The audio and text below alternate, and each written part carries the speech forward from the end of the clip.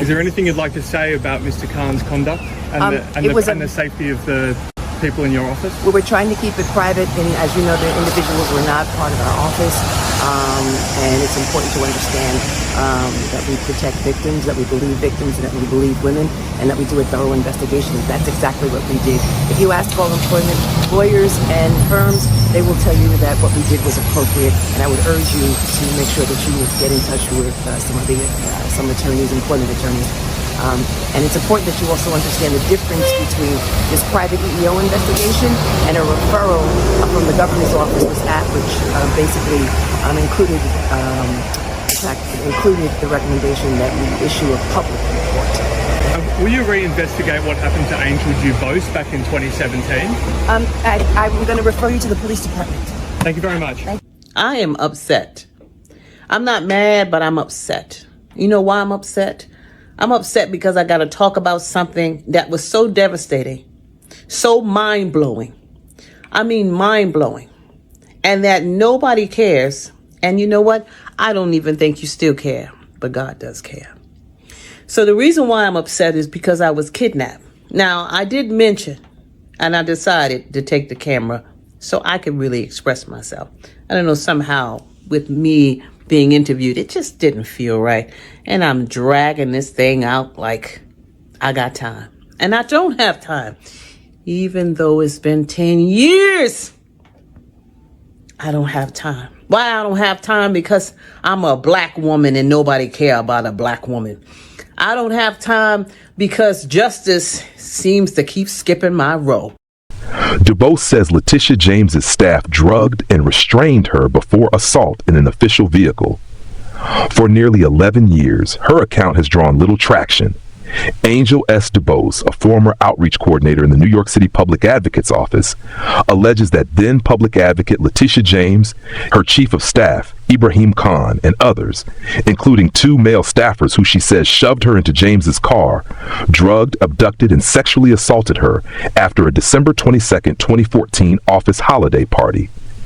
Dubose alleges the assault began at Woodrow's Bar and Grill on Murray Street in Manhattan, continued in James's Lincoln Town car, a city-issued vehicle, and ended at a nearby location. She says she was semi-conscious when a woman led what she described as a ritualistic assault, reciting chants.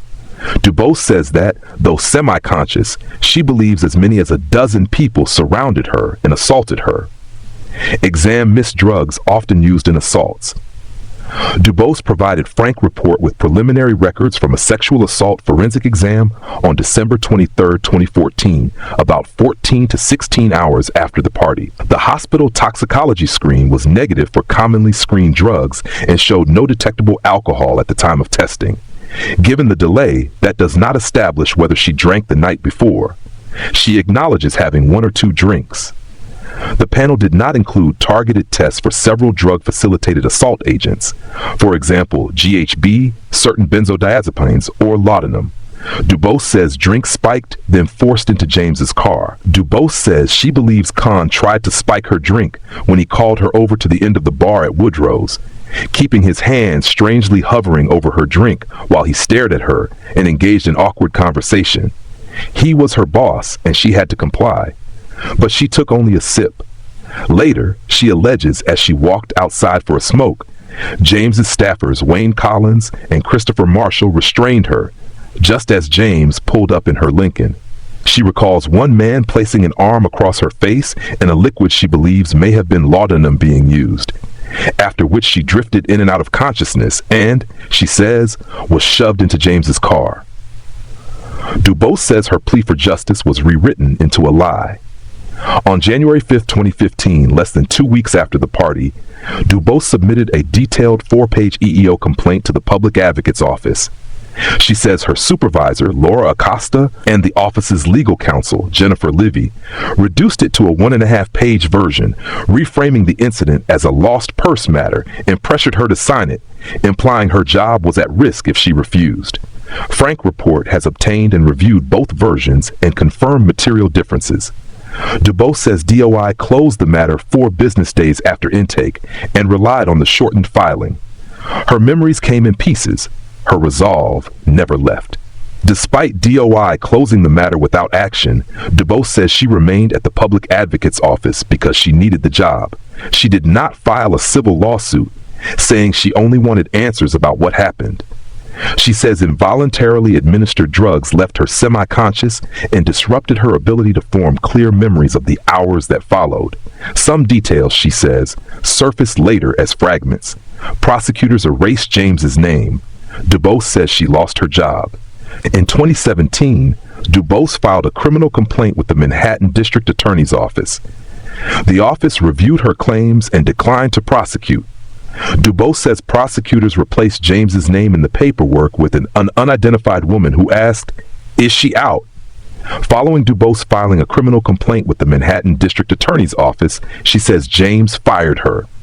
Angel S. DuBose in 2017. DuBose has a master's degree in policy with SUNY, has no criminal record, and is now a fashion designer. Her story made headlines. James called it a lie. She spoke to the New York Post, which published her account in September 2017, naming Ibrahim Khan but not James as a perpetrator.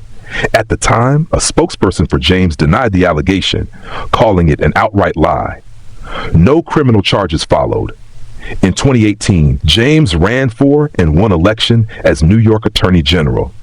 The New York Post reported the story in 2017, then 5 years later pulled the story without explanation. Her story was erased from the Post without a trace. In December 2022, the New York Post removed its September 2017 article about DuBose without a public notice. The Washington Post later reported the takedown. The New York Post said it removed the story because DuBose had not actually identified Khan and had no memory of who the attacker was. A screenshot of the 2017 article, cited by Frank Report, shows DuBose named Khan, creating a discrepancy that warrants clarification. As DuBose's story vanished, Khan resigned in scandal. In 2022, in the same month the New York Post removed its 2017 article about DuBose, James's chief of staff, Ibrahim Khan, resigned amid an outside investigation into unrelated sexual harassment allegations by former Deputy Press Secretary Sophia Quintanar. Sophia Quintanar alleges Khan forcefully kissed her. The suit alleges James's office misled the media by saying Khan was on vacation or with a sick relative during the election season, and that James delayed public disclosure until after the election. James's office disputes the lawsuit's allegations. Law firm confirmed harassment after the election was over. James said she retained the law firm Littler Mendelsohn on October 4, 2022. The firm later substantiated Quintanar's harassment allegation, with its finding issued after the November 2022 election. Quintanar alleges James knew of her complaint before retaining Littler and notes that a Littler attorney had previously worked for James's office. Quintanar alleges that at a campaign event in 2022, Khan asked her to step outside to talk privately, then forcibly kissed her, followed her back inside, and continued unwanted contact, making her uncomfortable. James's office disputes the lawsuit's claims. Now in 2025, DuBose continues to press her claims.